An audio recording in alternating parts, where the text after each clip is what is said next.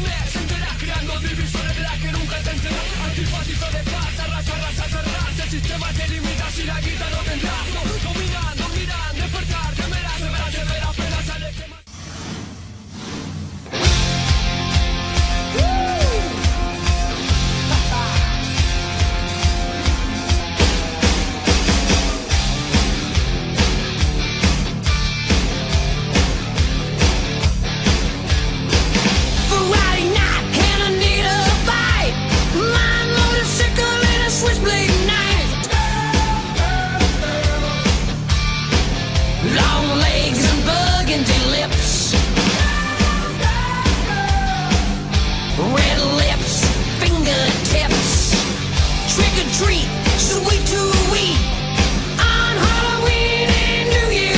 Mötley Crüe es una banda estadounidense de glam metal formada en Los Ángeles, California. A pesar de que la temática principal del género glam sea drogas, fiestas, alcohol y sexo, Mötley Crüe es una de las bandas más famosas dentro de este género tan fuerte y explícito, ya que desde su fundación en 1981 hasta la actualidad, el grupo logró vender más de 100 millones de discos en todo el mundo, incluidos 25 millones de álbumes solo en los Estados Unidos, lo que los convierte en una de las bandas más vendidas de todos los tiempos. Así que en el día de hoy, para conocer a una de las mejores bandas, si no es la mejor dentro de lo que es el género glam metal, acá te traigo 10 curiosidades sobre la grandiosa banda Mötley Crüe. Espero de verdad que las disfrutes.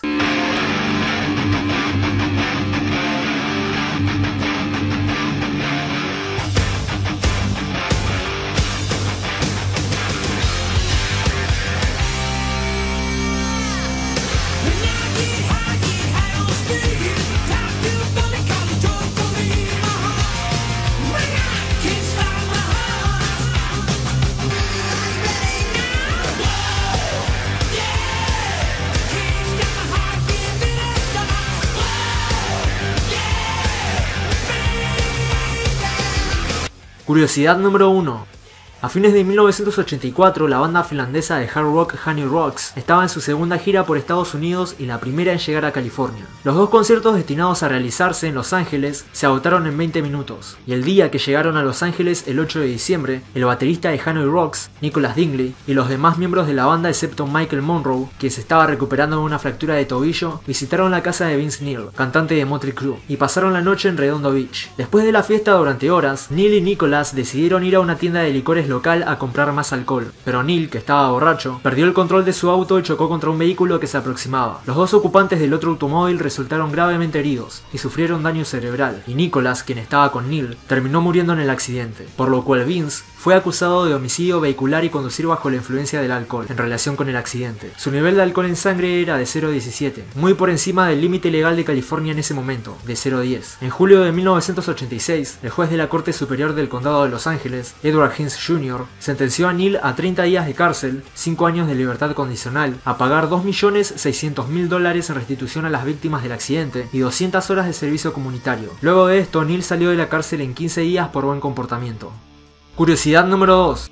El accidente automovilístico no fue el único problema legal que tuvo Vince durante su carrera. En el año 2002 fue arrestado por golpear al productor Michael Schumann en el estacionamiento de un club nocturno, por lo que recibió la orden de pagar restitución y completar el servicio comunitario. En 2003 fue arrestado nuevamente después de acusaciones de haber agredido a una trabajadora sexual en el Moonlight Bunny Ranch, al agarrarla de la garganta y tirarla contra una pared. El 9 de abril de 2004, Neil se declaró no impugnador por cargos de batería. La batería en California es un acto criminal que se refiere a cuando uno causa daños corporales a otra persona, utilizando contacto físico, y esta lesión es un crimen muy grave en este estado, por lo que Neil fue sentenciado a una suspensión de 30 días en la cárcel, 60 días de manejo de la ira, y fue multado con $1.000 más los honorarios judiciales de $132. El 15 de diciembre de 2004 se emitió una orden de arresto por una pelea durante un espectáculo el 30 de octubre, donde dejó a un técnico de sonido inconsciente durante 45 minutos. En 2007 fue arrestado por sospecha de conducir bajo la influencia del alcohol en Las Vegas, después de que la policía lo haya visto haciendo algunos movimientos erráticos en su Ferrari. Más tarde, Neil llegó a un acuerdo con los fiscales donde se declaró culpable de conducir imprudentemente a cambio de que retiraran el cargo de Dewey. Sin embargo, en junio de 2010 fue arrestado por lo mismo en el mismo lugar después de haber presuntamente destrozado la cámara de un fanático, siendo liberado con una fianza de $2.000. Luego, el 26 de enero de 2001 se declaró culpable de conducir ebrio y fue sentenciado a 15 días en la cárcel del condado de Clark y 15 días bajo arresto domiciliario. Y por último, en marzo de 2011 fue acusado de agresión y conducta desordenada luego de un altercado con su exnovia Alicia Jacobs, por lo que se le ordenó que se mantuviera alejado de Jacobs mediante una orden judicial. Curiosidad número 3. Teatro del Dolor es el tercer álbum de estudio de Mötley Crüe. Este disco está dedicado al ex miembro de Honey Rocks, Nicholas Dingley, y este junto a su álbum homónimo de 1994 son los únicos que no contienen una canción que lleve el mismo nombre que el álbum. La canción Severed Souls se usó en la película de terror italiana Demony, producida por Darío Argento. El tema Smoking in the Boys Room es un cover de la banda Bronzeville Station, y al tema Hogar Dulce Hogar le hicieron covers varios artistas reconocidos dentro de la industria musical, tales como Chester Bennington de Linkin Park, quien fue co-líder en la voz al interpretar este tema junto a Mötley Crüe tras el huracán Katrina, la banda de punk 13 Footfall en su álbum Evil Rolling Never Involving, el grupo Limp Bizkit, quienes hicieron una versión de este tema para su álbum Greatest Hits, la banda Radio Cult en su disco Retroactive, y los cantantes de country Carrie Underwood y Justin Moore, quien cantó la canción a dúo con Vince Neil en el álbum Nashville Outlaws de 2014. Curiosidad número 4. Shout at the Devil es el nombre del segundo álbum de la banda. Debido al título y al pentagrama que presenta la portada, se generó una gran controversia en torno al grupo con este lanzamiento en 1983, ya que los grupos cristianos y conservadores afirmaron que la banda estaba animando a sus oyentes a adorar a Satanás, por lo que en la edición de CD, el álbum tiene una portada diferente. Este disco no tuvo ningún tipo de publicidad ni anuncios comerciales por parte del sello Elektra Records, empresa con la cual Mötley Crüe había firmado y estaba trabajando en ese momento, pero sin embargo, con este álbum, el grupo consiguió un gran avance en sus ganancias, llegando a vender de igual manera 5 millones de copias. Curiosidad número 5. Durante un tour de la banda en 1982, hubo varios incidentes ampliamente publicitados. Primero, la banda fue arrestada y luego liberada en el aeropuerto internacional de Edmonton por usar su vestuario de escenario a través de la aduana, considerado como armas peligrosas, y por Neil tras llegar con un pequeño equipaje de mano lleno de revistas porno, considerado material indecente. En segundo lugar, mientras Scandals Disco tocaba en Edmonton, una falsa amenaza de bomba contra la banda llegó a la primera página del Edmonton Journal el 9 de junio de 1982. Tommy Lee y el asistente del gerente de la banda, Eric Griff, fueron entrevistados por la policía como resultado, pero todo esto al final terminaron siendo en realidad trucos de relaciones públicas hechos por Griff. Igualmente, luego de que Lee lanzara un televisor desde una ventana superior del Sheraton Caravan Hotel, la revista de rock canadiense Music Express dio la noticia de que la banda fue prohibida de por vida en la ciudad, y a pesar de que la gira terminó siendo un desastre financiero para la banda, fue la base de la primera prensa internacional de la banda. Curiosidad número 6. El 23 de diciembre de 1987, Nikki Sixx, bajista de la banda, sufrió una sobredosis de heroína por la cual fue declarado legalmente muerto en el camino hacia el hospital, pero el paramédico, que era un fanático de la banda, revivió a Sixx con 2 inyecciones de adrenalina. Sus 2 minutos muertos sirvieron como inspiración para escribir la canción Kickstart My Heart, que alcanzó el puesto número 16 en la lista principal de sencillos de los Estados Unidos. De 1986 a 1987, Sixx escribió un diario sobre su adicción a la heroína, y finalmente ingresó en rehabilitación en enero de 1988. En 2006, Sixx publicó sus diarios como una novela que terminó siendo parte de los libros más vendidos ese año, y en 2007 lanzó el álbum del proyecto alterno de Sixx llamado Sixx AM, The Heroin Diary Soundtrack, que fue un álbum de música paralelo a la novela. Curiosidad número 7.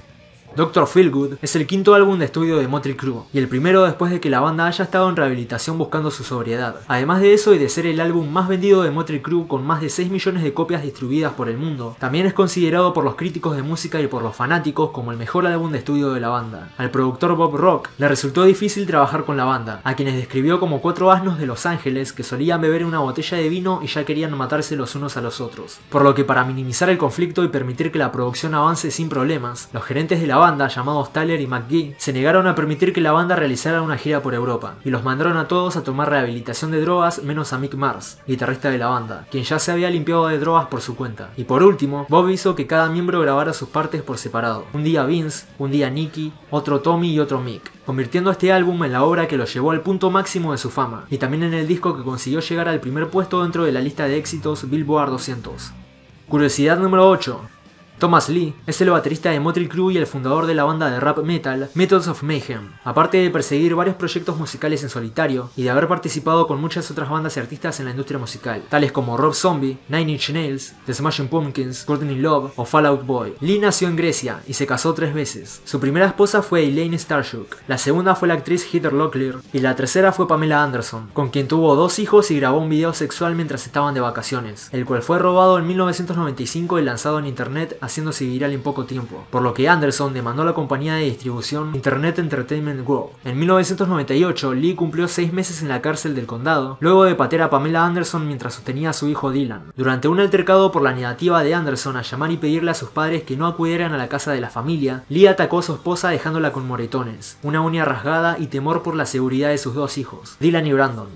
Curiosidad número 9. Todos los miembros, salvo Mick Mars, además de la música, también tienen sus propios negocios aparte. Vince, después de renunciar a la propiedad de su club Bar One en 1994, abrió su propio salón de tatuajes en 2006, llamado Vince Neil Inc., ubicada en el Strip de Las Vegas. También lanzó su propia marca de tequila llamada Tres Ríos, y abrió un bar llamado Dr. Feelsgood, que tiene 3 sucursales en Estados Unidos, además de también tener y haber tenido muchos otros negocios. Tommy Lee protagonizó en 2004 un reality show para NBC, llamado Tommy Lee Goes to College, y en la primavera de 2008, comenzó a filmar otro con el rapero Ludacris, para Planet Green, titulada Battleground Earth, y Nicky Sixx, aparte de trabajar con otra serie de grupos y artistas coescribiendo y produciendo canciones, tales como el guitarrista de Sex Pistols, Alice Cooper, Drowning Pool y The Las Vegas, también tiene su propia línea de ropa llamada Royal Underground, y lanzó programas de radio a nivel nacional en Dallas, Texas, llamados Six Sense y The Sideshow Countdown, que son de música alternativa y rock.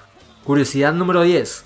Mick Mars, además de trabajar para Mötley Crüe desde su fundación hasta su disolución, también lanzó un álbum en solitario con el ex integrante de Mötley Crüe, John Corabi. También contribuyó en la composición de canciones de John LeCompte, un antiguo miembro de Evanescence y de la banda sueca Crash Diet. También tocó la guitarra en la canción principal del álbum de 2008, The Hinder, Taken to the Limit. Contribuyó con un solo de guitarra en la canción Into the Light de Papa Roach en su álbum Metamorphosis, y en 2010 coescribió una canción con Escape the Fate para el álbum homónimo de la banda. Pero en vez de lanzarlo en ese álbum, la banda retuvo esta canción y la reservó para su lanzamiento posterior.